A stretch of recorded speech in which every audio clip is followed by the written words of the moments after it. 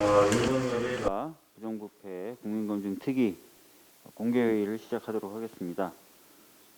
아직 두 분의 의원님이 오시지 않으셨지만 일단 진행하는 것으로 하고요.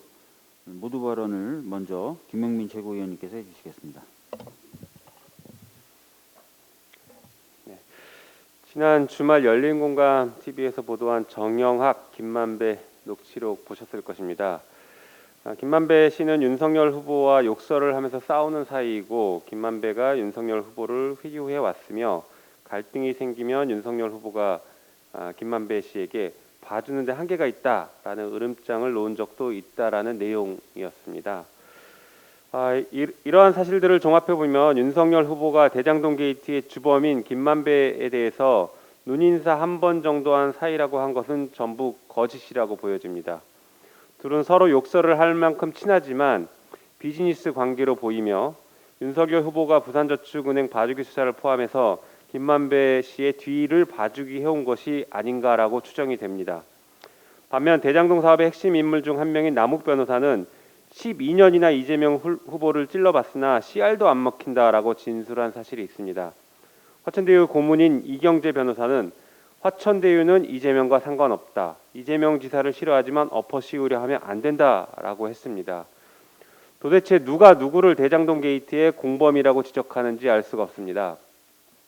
한 언론 보도에 따르면 대장동 사업의 공범자들은 그 무렵 발생한 약 420억 원의 수익금을 50억 클럽 회원들에게 분배하는 계획을 세웠던 것으로 보입니다. 윤석열 후보의 부친 소유의 연희동 주택은 2019년 4월 30일 매매 계약이 체결됐습니다. 문제는 연희동 집 매매가 이 수익금 분배 시점과 절묘하게 맞아떨어진다라는 것입니다. 윤석열 후보의 부친 소유 주택 매수자가 김만배의 누나임은 이미 널리 알려진 사실입니다. 국민의힘 전 의원 곽상도는 아들이 돈을 받았고 박영수는 딸이 돈을 받았습니다. 자녀가 없는 국민의힘 윤석열 후보는 아버지가 돈을 받았습니다.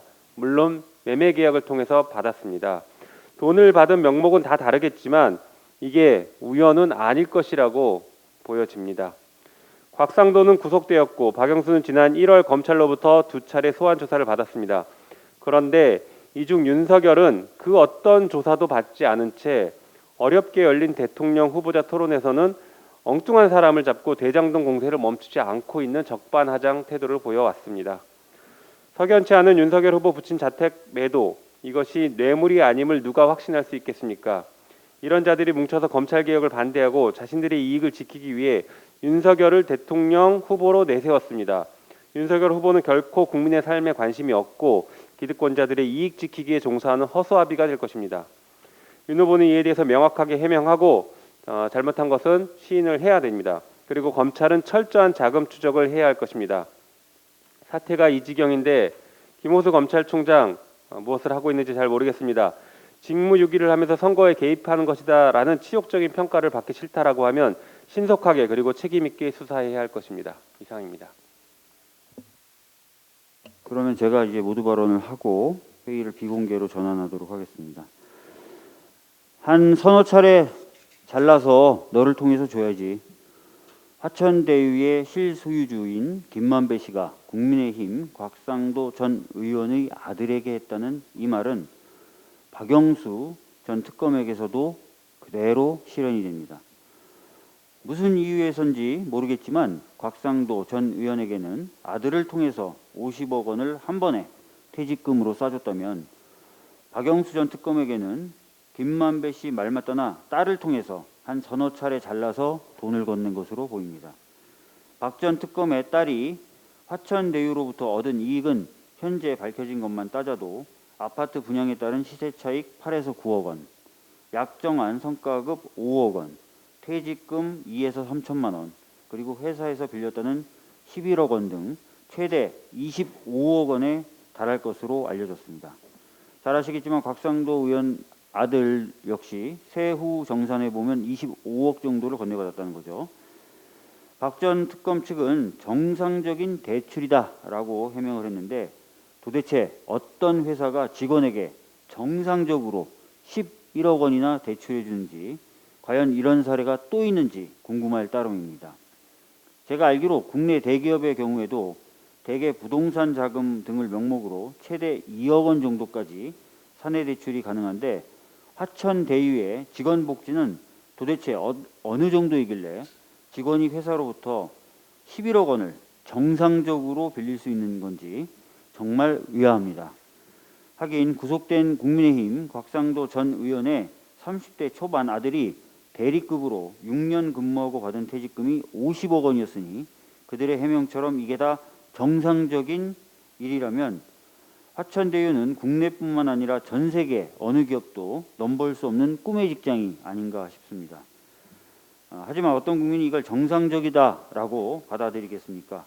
곽 전 의원 아들이 받은 퇴직금 50억 원은 현재 검찰에 의해 계좌가 동결된 상태이고 곽 전 의원은 뇌물수수 혐의로 구속되었습니다. 박 전 특검의 딸이 받은 돈 역시 같은 맥락에서 보고 수사해야 할 것입니다. 화천대유 개발 비리 사건의 실제 주인공들의 돈 관계가 밝혀지면서 김만배 씨의 녹취록에 대한 신빙성이 더욱 높아지고 있습니다. 특히 우리는 김만배 씨가 윤석열 후보를 직접 언급한 대목에 주목할 필요가 있습니다. 본인이 갖고 있는 카드면 윤 후보는 죽는다. 둘은 욕하고 싸우는 사이다. 윤 후보가 봐주는데도 한계가 있다고 했다는 등 누가 봐도 상갓집에서 눈인사 한 번 한 사이로는 보이지 않습니다. 이러한 대목을 집중적으로 파헤쳐야 합니다. 몇 달을 떠들썩하게 한 화천대유 개발비리 사건의 실체가 이제야 드러나고 있습니다. 우리는 처음부터 이를 국민의힘 게이트가 아닌가 의심했습니다. 그리고 결국 저희 말대로 국민의힘 곽상도 전 의원이 구속됐고 이제 누가 이를 꾸미고 누가 뒤를 봐줬는지 밝혀지는 중입니다. 검찰은 선거를 떠나서 사건의 실체를 드러내는 것에 계속 집중해 주시기 바랍니다. 그러면 국민의힘의 전매특허인 황당한 마녀사냥의 칼끝이 본인들을 가리키고 있다는 게 반드시 드러날 것입니다. 예, 이상 모두 발언을 좀 마치고요. 회의는 비공개로 전환하도록 하겠습니다. 기자분들 협조해 주셨으면 좋겠습니다. 감사합니다.